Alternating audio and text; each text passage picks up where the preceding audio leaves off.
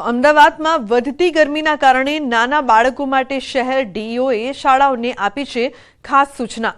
KG અને પ્રાઇમરીના બાળકોનું શૈક્ષણિક કાર્ય 12 વાગ્યા સુધી પૂર્ણ કરવા ડીઈઓએ શાળાઓને ખાસ સૂચના આપી છે, કારણ કે વધતી ગરમીના કારણે નાના બાળકોને મુશ્કેલી પડી શકે છે। અનેક વાલીઓની રજૂઆત બાદ અમદાવાદ શહેર ડીઈઓએ કેજી અને પ્રાથમિક શાળામાં અભ્યાસ કરતા નાના બાળકો માટે આ ખાસ સૂચના આપી છે।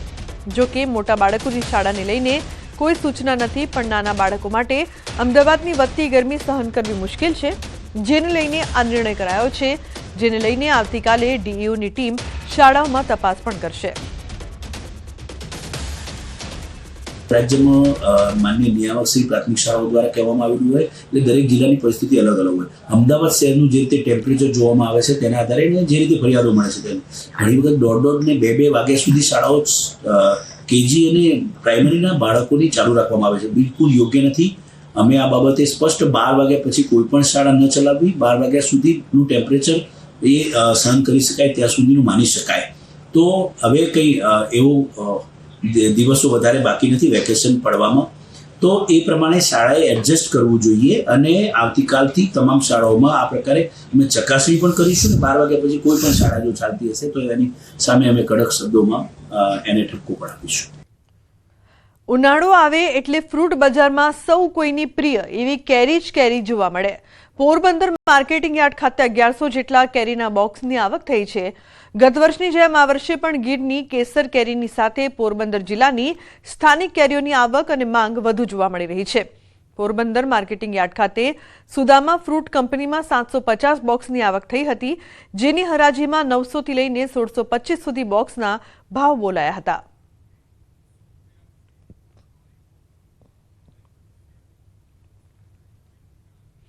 પાણી પહેલા પાડ બાંધવાની શરૂઆત। ચોમાસા પહેલા કચ્છની ભુજ નગરપાલિકાએ તૈયારી આરંભી છે। ખાસ કરીને શહેરમાં વરસાદી પાણી ભરાઈ જવાની સમસ્યા સામે વરસાદી પાણીના નિકાલની વ્યવસ્થા કરાઈ રહી છે, જેમાં આ વર્ષે શહેરમાં 80 નાળાની સફાઈ કરવામાં આવશે, જેમાં 20 થી 25 લાખનો ખર્ચ કરવામાં આવશે। પાલિકાએ 56 ચોરસ કિલોમીટરમાં વિસ્તરેલા ભુજમાં 35,000 રનિંગ મીટરમાં આવેલા વરસાદી નાળાની સફાઈ હાથ ધરાઈ છે। સામાન્ય રીતે દર વર્ષે આ કામગીરી પાછળ 17 થી 18 લાખનો ખર્ચ થતો હોય છે, પરંતુ આ વર્ષે વરસાદી પાણીનો નિકાલ યોગ્ય રીતે થાય અને રસ્તાઓ પર પાણી ન ભરાય તે માટે વધુ ખર્ચ થશે। ટોટલ 20 થી 25 લાખ જેટલો નાલા સફાઈની અંદર ખર્ચો કરવામાં આવશે અને અગાઉ જે આપણે નાલા જે હતા એ કન્સલ્ટિંગ દ્વારા આપણે કોઈ નક્કી કરેલ નહોતા, એટલે જેથી નાલાઓ ઓછા સફાઈ કરવામાં આવતા અને ઓછા નાલાઓ હતા। આ ફેરે કન્સલ્ટિંગ નિમી અને ટોટલ 80 જેટલા નાલાઓ છે, તેથી ખર્ચ પણ થોડોક વધ્યો છે આ ફેરે, અને ભુજ શહેરની અંદર જ્યાં ત્યાં પાણી ન ભરાય એવી અમે પ્રયત્ન કરશું। પોરબંદર શહેરમાં ફૂટપાથ પર પણ દબાણો હોવાથી રાહદારીઓ મુશ્કેલીમાં મુકાયા છે। શહેરના મુખ્ય રસ્તાઓ હોય કે પછી ગલીઓ હોય, તમામ જગ્યાએ ફૂટપાથ પણ દબાણો હોવાથી રાહદારીઓ ના છૂટકે રસ્તા પર ચાલવાની ફરજ પડી રહી છે। સૌથી વધુ ખરાબ પરિસ્થિતિ શહેરના મુખ્ય બજારોમાં જોવા મળે છે, કારણ કે અહીં સાંકડા રસ્તાઓ છે અને તેમાં પણ ફૂટપાથ બ્લોક હોવાથી બજારમાં ખરીદી કરવા આવતા લોકોને ફરજિયાતપણે રસ્તા પર ચાલવું પડે છે। રસ્તા પૂરપાટ આવતા વાહનો સાથે રાહદારીઓ અનેક વખત અકસ્માતનો ભોગ બને છે। ફૂટપાથ પરના દબાણો દૂર કરવા સ્થાનિકો માંગ કરી રહ્યા છે, તો મનપાએ પણ ફૂટપાથ પર ખડકાયેલા દબાણો દૂર કરવાની અધિકારીઓને સૂચના આપી છે। ફૂટપાથ ઉપર વેપારીઓનું દબાણ છે, ઘર આગળ રહે તો ઓટલા અને કુંડા કરી લીધા છે, અને પોરબંદર આખામાં કોઈ પણ જગ્યાએ ફૂટપાથ ચાલવા લાયક નથી। અત્રેથી જે અમારી માર્કેટ શાખા છે એને સૂચના આપવામાં આવેલી છે કે આમાં જે લોકો રોડ ઉપર ફૂટપાથ પર પોતાની સામગ્રી રાખીને દબાણ કરતા હોય, કોઈ સામગ્રી રાખેલી હોય, કોઈ પેલા પાટિયા લગાવેલા હોય કે અન્ય કોઈ પણ રીતે દબાણ કરેલું હોય તો એને તાત્કાલિક દૂર કરવામાં આવે। સુરતના બિલીમોરા વચ્ચે 2026 સુધીમાં બુલેટ ટ્રેનનો પ્રથમ ટ્રાયલ રન થશે। ખાસ વાત એ છે કે નવસારીના કેસલી ખાતે નિર્માણ થઈ રહેલ સ્ટેશન કેરીની થીમ આધારિત હશે। નવસારી જિલ્લો બાગાયતી વિસ્તાર છે અને આ વિસ્તારમાં કેરીનું વિપુલ ઉત્પાદન થાય છે, અને તેને લીધે જ નવસારીની ઓળખ સમાન કેસલી સ્ટેશન પણ કેરીની થીમ આધારિત તૈયાર થઈ રહ્યું છે। ન્યૂઝ 18ની ટીમ કેસલી ખાતે પહોંચી, જ્યાં નિર્માણ પામી રહેલા સ્ટેશનના દ્રશ્યો સૌ પ્રથમવાર સામે આવ્યા છે. આ કામગીરી પૂર્ણ કરવા સુરત વાપી વચ્ચે રૂટ પર દિવસ રાત 7,000થી વધુ કામદારો અને 700થી વધુ હેવી મશીનો કામે લાગ્યા હતા. ત્યારે કેસલી રેલવે સ્ટેશન જે નવસારી જિલ્લાનું છે ત્યાં ખૂબ લોકોને એનો લાભ મળવાનો છે. એ રેલવે સ્ટેશન મેંગો એટલે કેરીની થીમ પર બનાવવામાં આવેલ છે, જેમ સુરત સ્ટેશન ડાયમંડ થીમ પર બનાવવામાં આવેલ છે.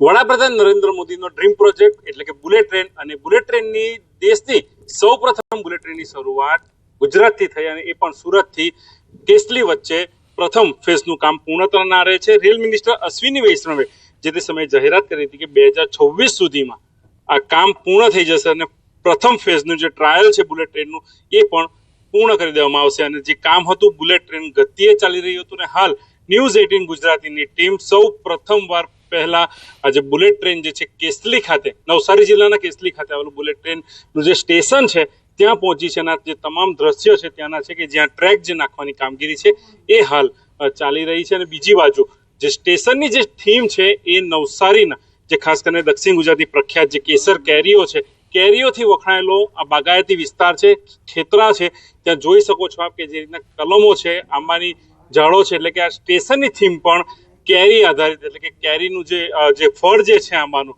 કેરી, અને એ થીમ પર જ રેલવે સ્ટેશનની થીમ આવશે. અને ટૂંક સમયમાં હવે આ કામ પૂર્ણ થતાની સાથે જે સુરતથી કેસલી વચ્ચે જે ફર્સ્ટ ટ્રાયલ છે એ કરવામાં આવશે. અને જે કામગીરી ચાલી રહી છે એ હાલ બુલેટ ટ્રેન ગતિએ ચાલી રહી છે. અને જે વડાપ્રધાન નરેન્દ્ર મોદીએ જે સપનું જોયું હતું કે 2026માં બુલેટ ટ્રેનનું પ્રથમ ફેઝનું જે ટ્રાયલ છે એ પૂર્ણ થાય, એટલે કે આ દ્રશ્ય જોતા લાગી રહ્યું છે. અને જે કામગીરી જોતા લાગી રહ્યું છે કે 2026 સુધીમાં બુલેટ ટ્રેનની જે પ્રથમ ફેઝનું જે ટ્રાયલ છે એ ચોક્કસથી પૂર્ણ થઈ જશે અને ટ્રાયલ રન પણ થઈ જશે. ભાવિન પટેલ, ન્યૂઝ 18 ગુજરાતી, નવસારી.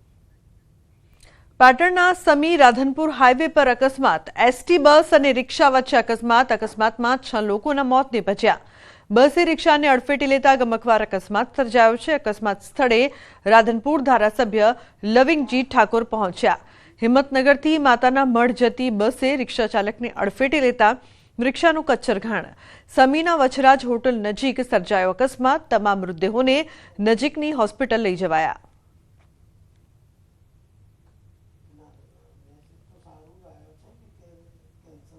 ના કહી શકાય, ખૂબ જ કફોડી હાલતમાં એક્સિડન્ટ થયો છે. એ રાધનપુર ડેપોની એક્સપ્રેસ બસ હતી, હિંમતનગર જતી હતી, અને વાદી વસાહતના લોકો, એક જ કોમના લોકો એ રિક્ષામાં જતા હતા. એમાં ભયંકર ટક્કર મારી અને રિક્ષાનો બિલકુલ ખુરદો બોલી ગયો અને રિક્ષા એ બસના નીચે આવી ગઈ છે. આમાં શું અમારી ભિક્ષાવર્તી માંગવા લોકો જાય છે આજે, એટલે ભિક્ષાવર્તી હતા ત્રણ લોકો નિશ્ચિત થયો છે. મર્યા છે એમાં 6 સભ્ય છે, એટલે એમાં લગભગ અલગ માટે ઘરના છે માણસો. એસટી વિભાગના કર્મચારીની ભૂલ જણાય તો અમે વિભાગીય કચેરીએ એનો અહેવાલ મોકલવામાં આવે છે, અને એમાં જે વિભાગીય કચેરી અમારા જે રૂલ્સ એન્ડ રેગ્યુલેશન છે એ પ્રમાણે ડ્રાઈવર સામે ખાતાકીય કાર્યવાહી થાય છે. સાબરકાંઠાના વડાલીમાં સામૂહિક આપઘાતનો મામલો. 2 આરોપીઓ સામે નોંધાઈ છે ફરિયાદ. દુષ્પ્રેરણાની 2 આરોપીઓ સામે ફરિયાદ નોંધાઈ છે. પરિવારે આરોપીઓ પાસેથી લોન પેટે લીધા હતા પૈસા. આરોપીઓ હપ્તાની પઠાણી ઉઘરાણી કરતા હતા. આરોપીઓ વારંવાર ધમકી પણ આપતા હતા.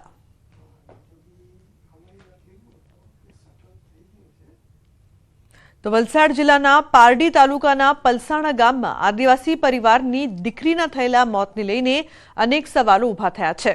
મૃતદેહને અગ્નિ સંસ્કાર માટે સ્મશાન લઈ જતા ગામ લોકોએ મૃતદેહ પર ગંભીર ઇજાના નિશાન જોયા હતા. આથી યુવતીના મોતને લઈને અનેક સવાલો ઊભા થઈ રહ્યા છે. મામલો પોલીસ સુધી પહોંચતા હવે પોલીસ પણ આ મામલે ઊંડાણપૂર્વક તપાસ હાથ ધરી રહી છે.